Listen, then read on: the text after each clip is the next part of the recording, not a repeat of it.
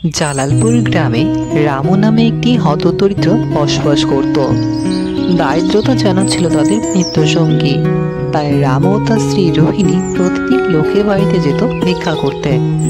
রামু তিনটি বড় মেয়ে ছিল, নাম ছিল রানী, রূপা এবং রুমি। প্রতিদিন যা তারা ভিক্ষা করত তা দিয়ে কোনো মতে তাদের দিন কাটত। একদিন হঠাৎ রামু অসুস্থ হয়ে যায়, তাই তার স্ত্রী এবং মেয়েরা মিলে তাকে হাসপাতালে নিয়ে যায়।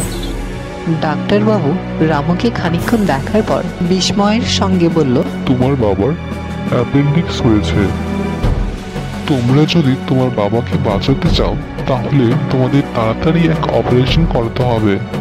তখন রোহিণী ডাক্তারবাবুকে জিজ্ঞাসা করলেন, ডাক্তারবাবু, কত টাকা খরচ হতে পারে?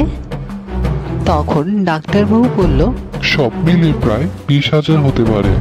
এই কথা শুনে সবার যেন চক্ষু চড়ক গাছ হলো। তারপর রোহিণী কাঁদতে শুরু করলো। এ কি হলো গো আমাদের ঈশ্বর!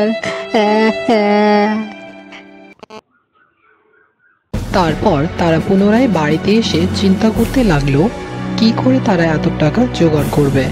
তখন হঠাৎ করে রুমা বলল, যদি আমরা চাষ করি এবং সেই ফসল বিক্রি করি তাহলে তো আমরা ভালো টাকা উপার্জন করব এবং তা দিয়ে আমরা আমাদের বাবার অপারেশন করাতে পারবো। তখন মেজ মেয়ে রানী বলল, তুই চাষের জন্য কোথায় জমি পাবি? আমাদের তো কোনো জমি নেই। তখন রুমা বলল, যদি আমরা জমিদারের কাছ থেকে জমি নিই তাহলে তো আমরা চাষ করতে পারবো। তখন রুমার কথা শুনে বড় মেয়ে রুমি বলল, জমিদার আমাদের জমি দেবেই বা কেন? তখন রানী বলল, যদি আমরা চাষের কিছু পরিমাণ ফসল জমিদারকে দেই তবে নিশ্চয়ই জমিদার আমাদের চাষের জন্য জমি দেবেন। তাই তারা সবাই মিলে গেল জমিদারের কাছে কিছু জমি পাওয়ার জন্য।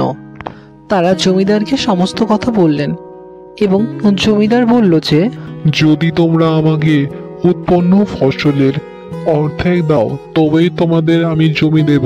তারা নিরুপায় হয়ে জমিদারের শর্ত মেনে নিল। তারা বলল, ঠিক আছে কর্তা। তারপর তারা চাষ করতে শুরু করে। তারা অত্যন্ত ভালো ফসল উৎপন্ন করে খুব কম সময়ের মধ্যে এবং তা উৎপন্ন ফসল বাজারে নিয়ে যায় বিক্রি করার জন্য এবং জমিদারের পাওনা সঠিক সময়ের মধ্যে তারা তা মিটিয়ে দেয় এবং সবশেষে তার বাবার অপারেশন করে এবং তার বাবা পুনরায় সুস্থ হয়ে যায়।